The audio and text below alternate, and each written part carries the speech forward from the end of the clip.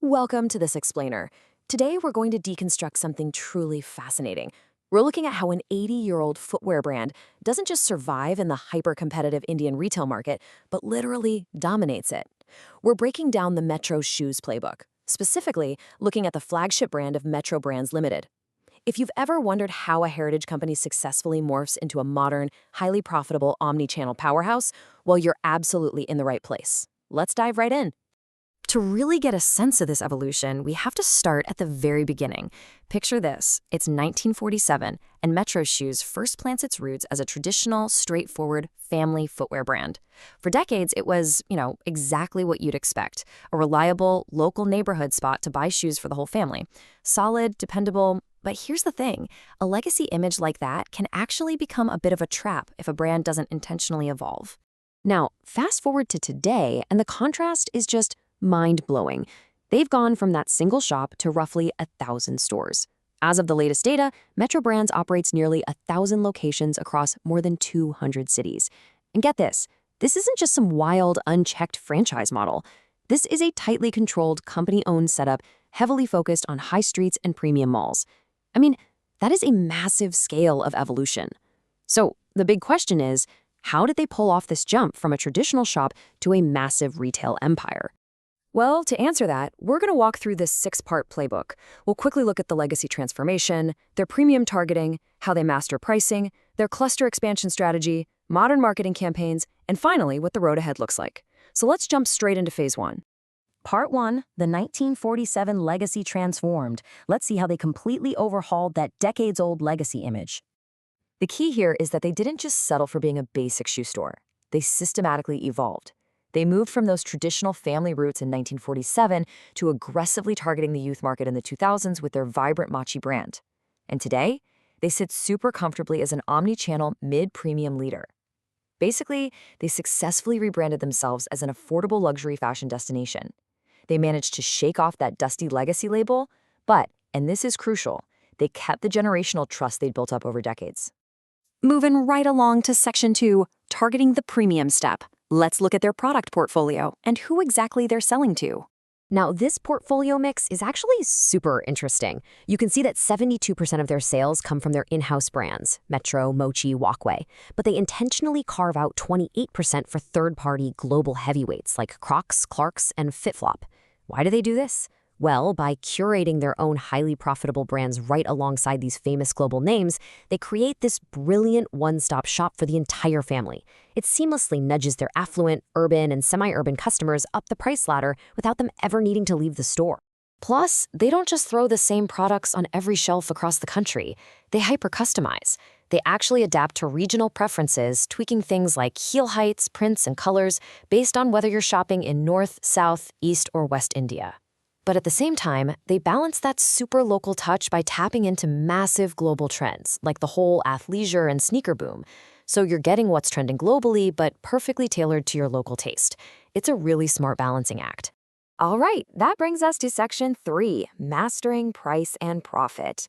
Because honestly, having great products is one thing, but pricing them to actually build an empire, that's a whole different ballgame. Okay, so this right here is the secret sauce. Metro completely avoids that pure discounting trap that so many retailers get stuck in. They flat out refuse to erode their margins or cheapen their brand with constant, heavy promotions. Instead, their whole philosophy is value for money fashion. They use this very strict pull replenishment model. Basically, that means relying on hard data to restock only what is actually flying off the shelves. Toss in a smart loyalty program that gives about 4% back in reward points, which, by the way, drives a crazy 55 to 57% of their total revenue in repeat purchases, and you get a model that keeps average selling prices high, usually between 1,000 and 10,000 rupees. And most importantly, it protects the brand. And the reward for all that strict discipline? A staggering 60%. That is their gross margin. Hovering near 60% in the retail world is honestly pretty massive. Because of this incredible unit economics and margin resilience, they have a long-term revenue growth guidance of 15 to 18%. So they aren't just growing for the sake of growing, they're growing highly, highly profitably. With those margins locked in, let's look at Section 4, the cluster expansion playbook. This is all about their place strategy, how they physically and digitally conquer new markets. They definitely don't just throw darts at a map when opening new stores. They use this highly disciplined, step-by-step land and expand method. It works like this.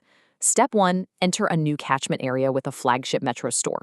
Step 2, once that's established, introduce their other formats, maybe a Mochi store or a standalone Crocs outlet. Step 3, densify that presence to completely dominate the local market. And finally, Step 4, expand even deeper into Tier 2 and Tier 3 cities. This whole cluster strategy ensures their growth is profitable and backed by data. Plus, they use an asset-light, fully outsourced manufacturing model, which gives them the flexibility to scale up fast without being bogged down by factory overheads. But they don't stop at physical stores. They back all of this up with a massive omni-channel pivot. They aren't just sitting around waiting for foot traffic.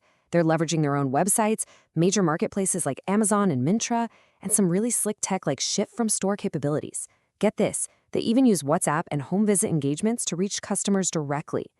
This digital integration is already pulling in between 10 and 14% of their total revenue, effectively building a massive defensive moat around the brand.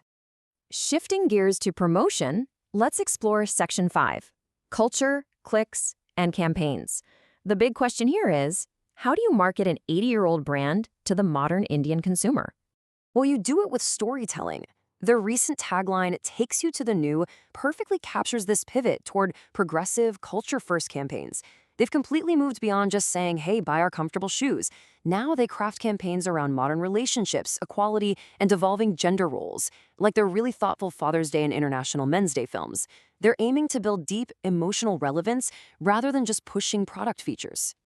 And to really amplify those stories, they bring in some serious star power. We're talking high-profile celebrities like Tripti Dimri and Vijay Varma for their autumn/winter campaigns. But it's not just the A-listers. They dive deep into influencer collaborations for youth, festive, and holiday looks. They even partner with fashion weeks to really cement that fashion-forward credibility. It's all about strategically connecting with consumers on an emotional level during India's massive festive and wedding seasons. You can clearly see this strategy reflected in their ad budget, which has a massive skew toward digital. Sure, they still do traditional out-of-home and print advertising, but a whopping 70 to 80% of their marketing spend now goes straight to digital. We're talking Instagram, Google, OTT platforms, programmatic ads. They're even experimenting with AR and AI personalization. They're intentionally absorbing higher near-term marketing costs because they know for sure that they're investing in long-term brand equity with younger demographics. Finally, let's look at Section 6, the road ahead, because every empire faces threats, and we need to evaluate the looming challenges for Metro brands. Despite that formidable omnichannel moat and those juicy 60% margins, the competitive threats are very real.